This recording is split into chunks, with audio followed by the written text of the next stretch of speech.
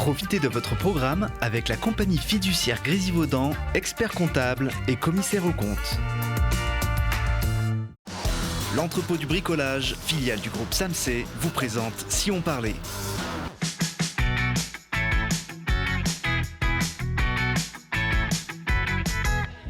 Salut à tous et bienvenue au cœur de la basse-cour, au cœur du festival Au Rire, etc. Alors c'est ici que tous les passionnés de bonnes blagues, de rigolade et d'humour se donnent rendez-vous. Le festival Au Rire, etc. est un événement incontournable et Télé Grenoble est sur le coup pour vous faire vivre l'événement de l'intérieur. Alors pendant une vingtaine de minutes, nous allons vous présenter ceux qui vous font rire jusqu'au 25 janvier, mais aussi les coulisses du festival. Allez, si on parlait spécial festival Au Rire, etc., c'est maintenant.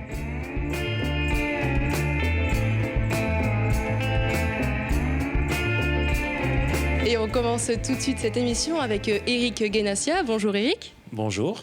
Vous faites partie de la société de production de la lumière dans la boîte qui co-organise en fait ce festival avec Télé Grenoble. Tout à fait. C'est effectivement la 4e édition cette année. Et c'est un projet, une idée qui est sortie d'une rencontre que j'ai eue avec Gérard Balthazar, donc de Télé Grenoble. À l'époque, donc il y a à peu près 5 ans, j'étais directeur de la Bobine et on fêtait les 10 ans de la Bobine. Et j'étais donc sur un plateau de Télé Grenoble. Et à la sortie du plateau, j'ai rencontré Gérard que je ne connaissais pas. Et puis on s'est mis à discuter, on s'est posé, on a passé la soirée ensemble. Et de fil en aiguille est sortie l'idée de travailler ensemble sur la coproduction d'un événement, un festival d'humour sur l'agglomération. Le festival d'humour Au Rire, etc. C'est avant tout des talents du rire de la scène nationale, régionale. Oui, national, régional, on apporte... alors, bon, il y a une programmation de têtes d'affiche qu'on va retrouver dans des grandes salles comme l'Heure Bleue, le Théâtre en Rond, Saint-Marcelin, le Diapason, le Déclic à Clé. Mais c'est vrai qu'on accorde une importance particulière à la recherche de nouveaux talents. Du coup, on a 2 personnes qui sont à la direction artistique du festival et qui fouinent un petit peu pour nous ramener ce plateau découverte. Et c'est vrai que pour nous, c'est quelque chose d'important. Voilà, il y a les artistes reconnus, mais il y a aussi ceux qui le seront demain et de faire partie de ceux qui les recherchent, c'est important pour nous. Quels sont un petit peu les artistes reconnus ? Alors cette année, on a que des one-man sur scène. Donc on va avoir Max Bird qui fait la clôture du festival à Saint-Martin-d'Air. On a Johan Mété, un peu au humour sportif, qui est au Diapason à Saint-Marcelin. Le jeudi, on a Karim Duval au Théâtre en Rond. Ce soir, on a à la basse-cour le plateau découverte de cette année. Et le mardi soir, au Déclic, c'était la découverte de l'an dernier. Alors justement, le principe du festival, c'est donc de marier différents styles d'humour. Exactement, il n'y a pas... Enfin, l'idée, c'est que l'humour, c'est assez large et on souhaite pas forcément rester dans une catégorie. On a pu avoir de l'humour musical, on peut avoir du one-man, on peut avoir... on a eu déjà une pièce plutôt théâtrale. Enfin voilà, l'idée, c'est... On s'arrête pas à un style particulier. C'est un temps fort à Grenoble, mais pas que aussi. Donc ce festival fait rayonner 6 lieux culturels de l'agglomération grenobloise et du territoire isérois. C'est ça, c'est plutôt centré sur l'agglomération, mais on va plus loin puisqu'on va jusqu'à Saint-Marcelin, la salle de Diapason, ou à Crolles, où on accueille depuis 4 ans un spectacle familial le dimanche soir qui ouvre le festival. Alors, est-ce que le festival sert de tremplin, notamment pour les découvertes par exemple ? Bien sûr, les découvertes, c'est l'idée, c'est à la fois de leur faire vivre une expérience particulière parce qu'ils traversent pendant 4 jours différentes salles. Ça va du petit café-théâtre de 90 places à l'Heure Bleue ou le Diapason où il y a 600 places. Donc pour eux, c'est vraiment un parcours intéressant.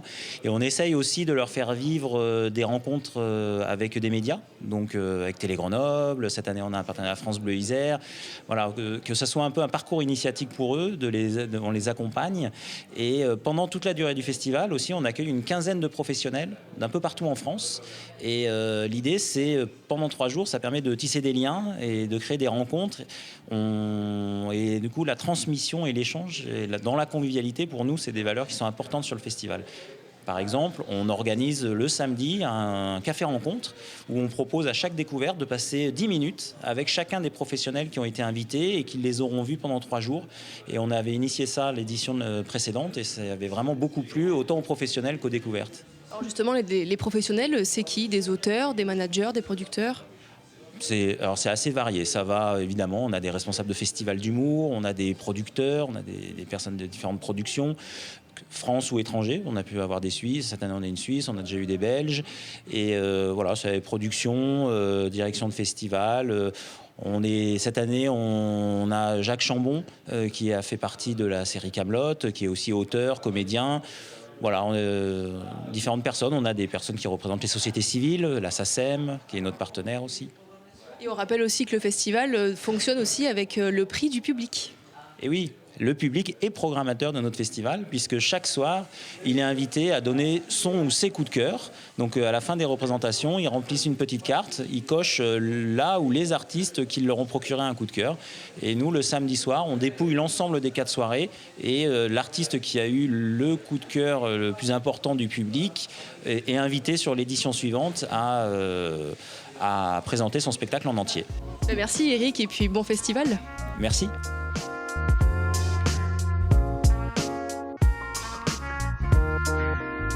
Le festival Au Rire, etc. a commencé dimanche dernier. C'est Giovanni qui a ouvert le bal à l'espace Paul Jargot de Crolles. Alors avec un grand-père clown, l'humour, le rire chez Giovanni, c'est une histoire de famille. Télé Grenoble l'a rencontré, un reportage de Lilian Veillé. C'est un one-man show un peu particulier parce qu'il n'est pas tout seul. Les copains, Giovanni, c'est moi, enchanté. Tu vas la chier ta phrase. Bon, je recommence. Giovanni, c'est moi, enchanté, lâche-moi. Un peu schizophrène, un peu fantasque et beaucoup déjanté, Giovanni nous emmène dans son univers où il est à la fois jeune, vieux, un spermatozoïde et même président. Moi, président de la République, c'est pas parce que vous voulez renverser la table que vous descendez de la voiture dont vous abstenez de choisir le chauffeur. Et il est souvent comparé au Jim Carrey français, avec ses grimaces, ses imitations et son énergie. Je saute beaucoup, oui, c'est très physique, mais alors ça pour le coup, c'est moi qui est comme ça. Les gens qui me connaissent pas sur scène, ils disent « Waouh, ça va être comme ça pendant 1h30 ?» Moi, j'étais pas prêt, et les gens commencent à suer et tout ça. Il y a à la fois de la chanson, de la poésie, du théâtre, donc c'est très varié et très plaisant. Le Lillois l'explique dans son spectacle, chez lui, l'humour est une histoire de famille qu'il a hérité de son grand-père. Dans ce spectacle, quand j'ai commencé à parler de mon grand-père, j'ai remarqué qu'en fait, je parlais pas de mon grand-père, mais je parlais du grand-père en général, le grand-père de tout le monde. Et c'est ça qui est génial, c'est que le grand-père, l'image du grand-père, c'est le papa nos limites. Le papa va dire « Non, jette pas ce caillou, tu vas te faire mal », alors que le grand-père dit « Ouais, vas-y, tu vas faire des ricochets, c'est génial ». Un spectacle familial donc, où beaucoup d'enfants étaient présents. Il y a des enfants avec nous ce soir. Eh bah tant pis. J'ai bien aimé sa gestuelle. Ouais, en plus il est très drôle. Il danse bien par contre. Moi j'aime bien des fois, en fait s'il y a des bruits par exemple de chat et il fait comme s'il bousculait un chat. Il chante, il danse, il bouge dans tous les sens, mais il n'en oublie pas moins de faire de l'humour. Comment on les appelle les gens de Crolles? Les irréductibles Crollois. Bah c'est connu, ça j'adore. C'est vrai. On n'aura jamais la Crole. Eux, ils ont été sélectionnés pour faire partie de la 4e édition du festival Au Rire, etc. Ils sont 4 découvertes. Morgane Cadignan, Mapi Nalbandian, Karl Descamps et Julien Ville font tour à tour les premières parties des soirées du festival, avec à chaque fois un extrait de leur spectacle respectif. Ça, c'est la règle du jeu. Mais ce soir, mercredi, c'est l'exception qui confirme la règle. Ce soir, ils ont 20 minutes chacun pour séduire le public. Et ce n'est pas un exercice facile. Salut Morgane. Salut. Tu es prête? Tu montes sur scène dans quelques minutes. Ouais, je suis prête, j'ai hâte. J'espère que ça va plaire aux gens. Est-ce que tu as le trac? Non, j'ai jamais le trac. J'aurai le trac les 2 petites premières minutes juste avant de monter, comme d'hab. Mais pour l'instant, non, ça va. Je suis plutôt détendue. Toi, tu dis que l'humour, c'est une question d'énergie. Donc, est-ce que tu es gonflée à bloc? Je suis gonflée à bloc. Après, mon personnage sur scène, ce que je suis, c'est jamais d'être super excentrique et sautillante. Hein, donc, oui, je suis gonflée à bloc sur l'échelle de Morgane. C'est-à-dire que ça va. Pour capter le public, c'est quoi ton secret? Je pense que le seul secret, bon, ça va faire un peu réponse de Miss France, mais c'est d'être sincère. Non, le seul secret, c'est d'être soi-même et d'essayer de faire notre boulot au mieux et d'avoir le plus possible de sincérité et d'authentisme. Ça se dit, authentisme? Et d'être authentique sur scène, voilà. Là, c'est une petite scène, c'est un lieu intimiste. Est-ce que, justement, tu apprécies cette proximité? Ah bah moi j'ai commencé à jouer mon spectacle les 6 premiers mois dans une salle à Paris qui faisait 25 places. Donc vraiment le premier rang, tu leur touches tes genoux à genoux. Donc là non, c'est quoi? C'est 60. C'est pas si intimiste en vrai par rapport aux salles qu'on peut faire à Paris quoi.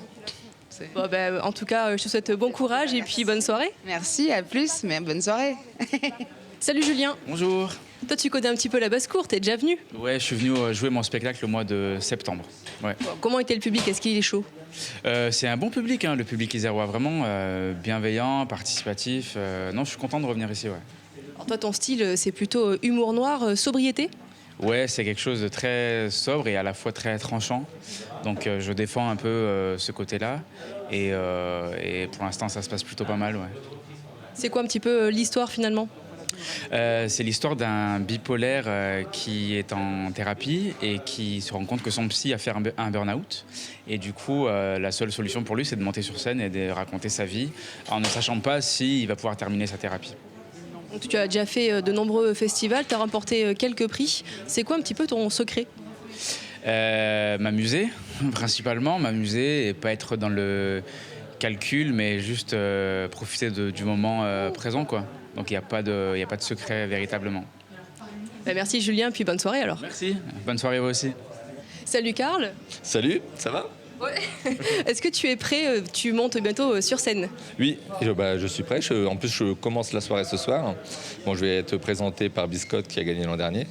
Et là, je suis prêt pour monter tout de suite et essayer de chauffer le public dès le début. Tu as 20 minutes pour séduire le public. Alors, c'est quoi ton secret? Alors, je vais rentrer nu. Et normalement, ça devrait les chauffer un petit peu. Non, j'arrive, je vais jouer mon sketch et je vais essayer de les attraper selon différentes façons. C'est-à-dire s'ils sont chauds dès le début, on fait notre sketch et on y va. Si ils sont pas chauds, on va voir. Il y a quelques petites choses à faire pour essayer de les avoir et puis voilà. C'est quoi justement ces petites choses à faire? C'est essayer de rentrer en osmose avec eux, c'est-à-dire qu'on arrive, on leur parle, on discute un peu avec s'il faut pour les conquérir et après on peut dire notre texte. Et ça, c'est des choses qu'on ne fait pas au début, par exemple. Au début, on arrive, quand on commence la scène, on dit notre texte et on sort pas du texte. Et si ça marche pas, tant pis, ça marche pas. Et des fois maintenant, c'est juste un petit mot qu'il faut inverser ou des choses comme ça pour que ça fonctionne. Et là, c'est juste leur amener une bonne énergie pour qu'ils aient envie de rire et qu'ils aient envie de s'accompagner. Bon, après, il faut que le texte soit drôle aussi. Ça, après, c'est un autre sujet. Ton credo, du coup, c'est l'humour noir avec un personnage central? C'est ça, j'ai un personnage qui dit vraiment des choses horribles, des choses trash, mais avec un peu de fond. Toujours, il y a du fond derrière. Et heureusement que j'ai ce personnage-là, parce que sinon, je pourrais pas dire la 3/4 des choses que je dis. Merci Karl, et puis bonne soirée. Merci, et puis bonne soirée. Hein. Vous allez être dans la salle, j'espère, voir tout ça. Hein. Voilà, merci.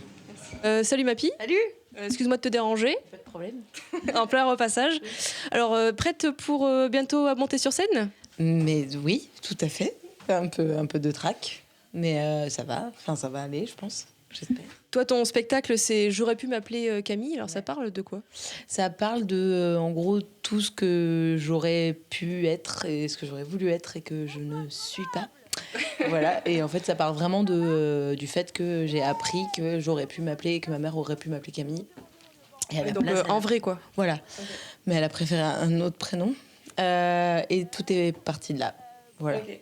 Il y a des valeurs un petit peu féministes aussi dans ton spectacle. Quelques-unes, oui. Oui, c'est important parce que je trouve ça important de le porter aussi un peu sur scène à cette époque-là. Puis c'est des valeurs, moi, qui me bougent beaucoup, qui me semblent importantes. Voilà. Ton spectacle, au final, il dure combien de temps en entier? En tout, 60 minutes. Voilà. Et là, ce soir, c'est 20. 7 heures, c'est ça. Comment? Ce soir, c'est 20 minutes. 20 minutes, c'est ça. Mais c'est juste le début, quoi. C'est vraiment, j'ai pris juste l'histoire du prénom. Vous allez découvrir avec plaisir ce soir, comme moi. Voilà.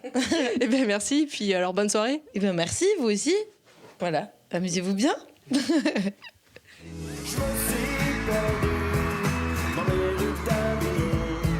Son vrai nom, Romain Panisi. Il a séduit le public isérois l'an dernier. Il a remporté le coup de cœur du festival Au Rire, etc. 2019. Alors le gagnant a le droit de rejouer. Il vient présenter son spectacle musical en entier. Voici Biscotte. Et voilà.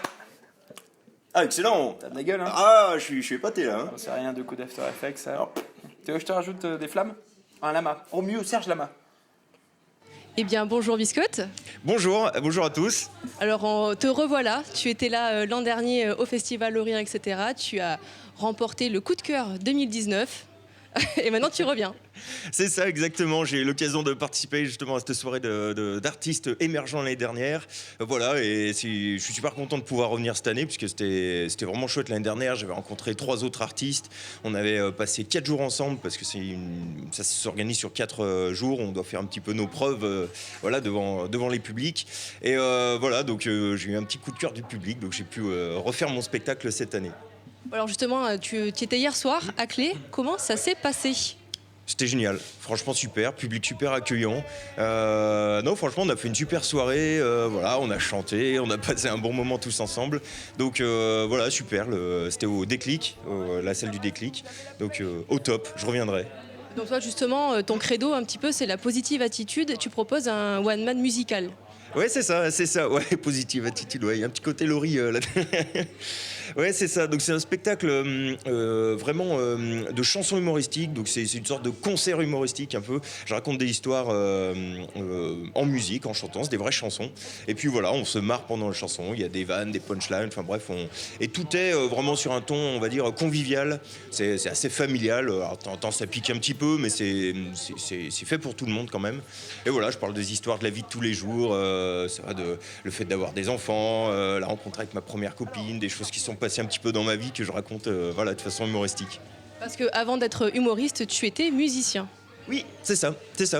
Moi, je suis musicien depuis, je sais pas, ma plus tendre enfance, donc voilà, il y a longtemps de ça. J'ai toujours aimé écrire des chansons, avant tout. Voilà, c'est vraiment les textes que j'aime avant tout dans tout ça. Après, je me suis accompagné à la guitare pour pouvoir chanter mes textes. Et vraiment, j'ai toujours aimé écrire. Donc, petit à petit, voilà, j'ai créé des groupes de musique, j'ai tourné un petit peu avec, et je suis arrivé à finalement faire un solo de chansons humoristiques, puisque j'avais commencé à écrire des chansons rigolotes pour faire rire les potes. Ça les a fait rire, donc j'ai continué, puis me voilà. Ce soir, tu présentes la soirée des découvertes. Ouais, c'est ça. J'ai à mon tour l'honneur d'être le maître de cérémonie, voilà, et à mon tour de présenter les artistes émergents de cette année. Donc c'est cool. La plupart je les découvre. En plus, je les connais pas encore. Donc voilà, j'ai hâte de voir un petit peu ce qu'ils vont présenter. Mais franchement, ça va être super cool. C'est super bonne ambiance à la basse-cour. Voilà, donc je m'inquiète pas pour ça. Ils vont assurer, quoi. Est-ce que tu as un conseil d'ancien à leur donner Ah, c'est horrible, les conseils d'anciens, c'est croyez en vos rêves, ne lâchez jamais, soyez fiers de ce que vous faites. Non, ils connaissent déjà les bons conseils, il faut juste qu'ils prennent plaisir à faire ce qu'ils font, et puis ça, tout va aller naturellement, quoi. Eh bien, merci Biscotte, et puis bonne continuation. Merci beaucoup, à très vite. Lui, il ne quitte plus sa combinaison de course depuis qu'il a participé à l'Ultra Trail du Mont Blanc en luttant pendant 40 heures. On le retrouve vendredi au Diapason de Saint-Marcellin avec son spectacle La tragédie du Dossard 512. C'est un retour d'expérience entre épopée, autodérision, solitude, crampes et hallucinations. Un reportage de Lina Badreddine. Je voulais vraiment écrire ce spectacle pour vous, les chevelus qui ne savaient pas quoi faire comme ça, et puis ceux qui tentent désespérément. Mais je voulais que ce soit aussi pour vous, les chauves. Si vous ne le connaissez pas encore, ça ne serait tardé. Après avoir fait salle comble à la basse-cour avec son dernier spectacle, l'humoriste Johan Mettet sera un des invités phares du festival Au Rire, etc. Désormais 6 spectacles à son compteur, une de ses spécialités, c'est l'improvisation. Son objectif, vous faire courir de rire. Pour le Festival Au Rire, je vais présenter La tragédie du Dossard 512, qui est un récit comique d'un type qui un jour de Beuvry fait le pari de s'inscrire à l'UTMB, l'Ultra Trail du Mont Blanc. Et ensuite, je raconte tout seul sur scène ce type qui court pendant 2 jours de nuit dans la montagne. Là, je l'ai vraiment fait, je fais du trail et je me suis dit il y a une matière à raconter des conneries autour de ça. Ce pro de l'impro est donc aussi un pro du trail, ou presque.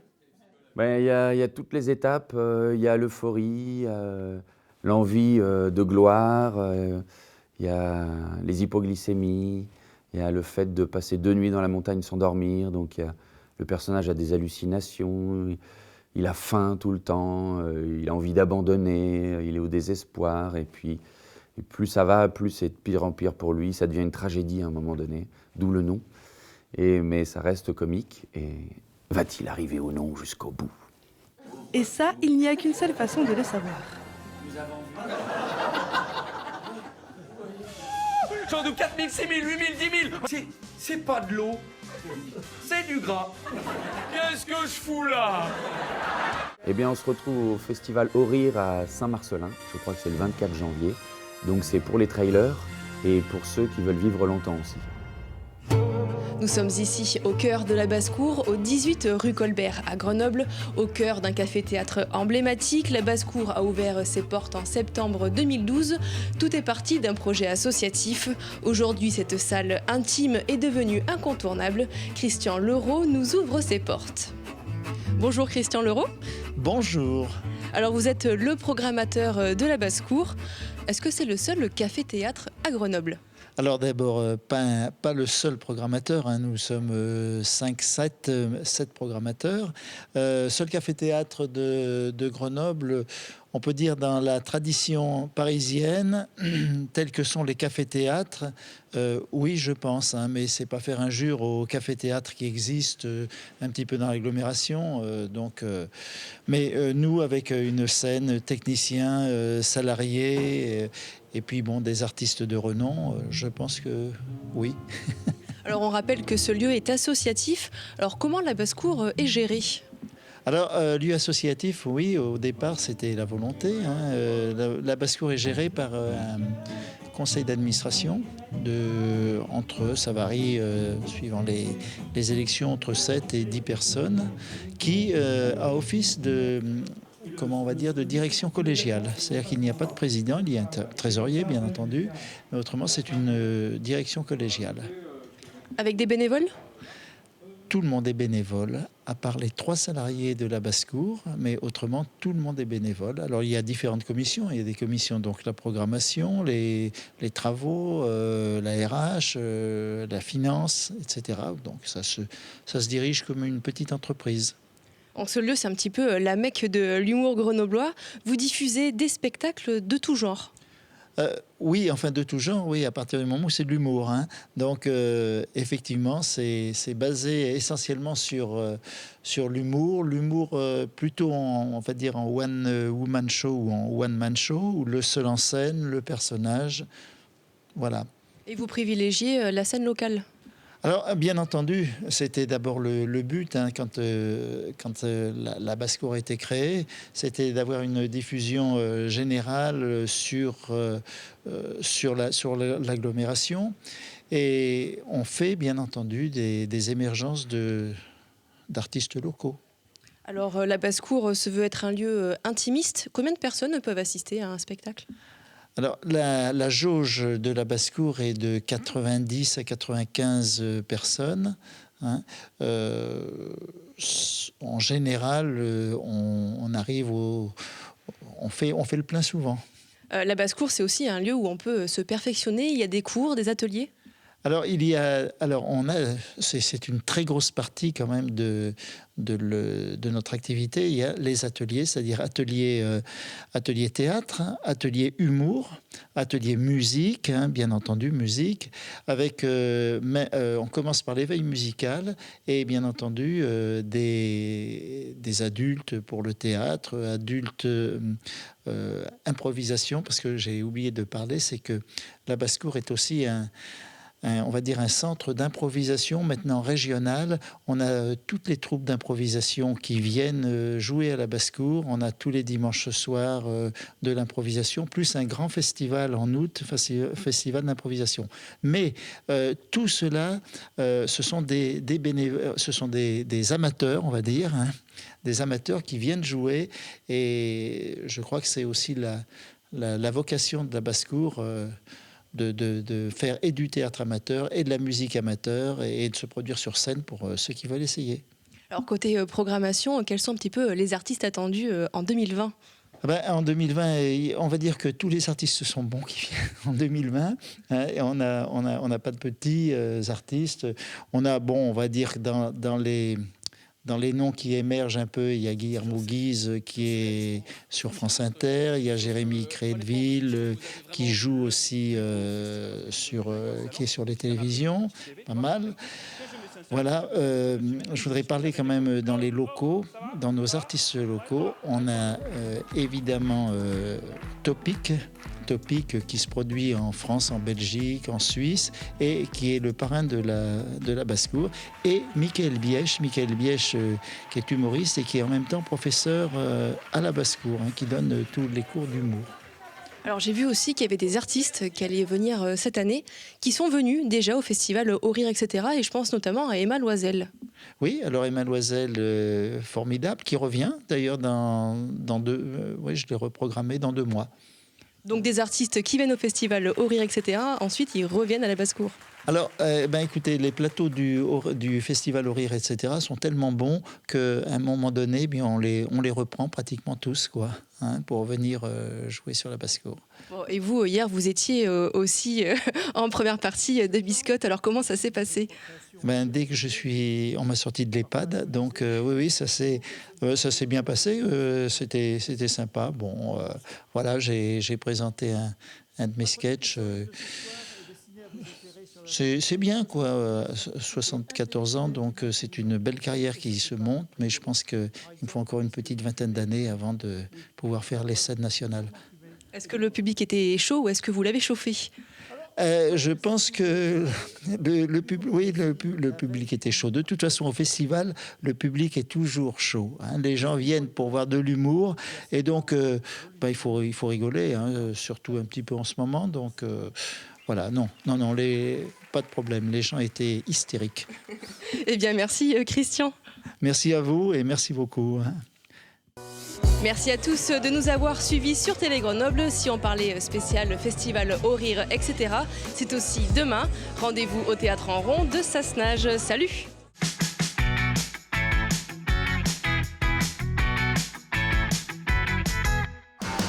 L'entrepôt du bricolage, filiale du groupe Samsé, vous a présenté Si on parlait. C'était Si on parlait avec la compagnie fiduciaire Grésivaudan, expert comptable et commissaire aux comptes.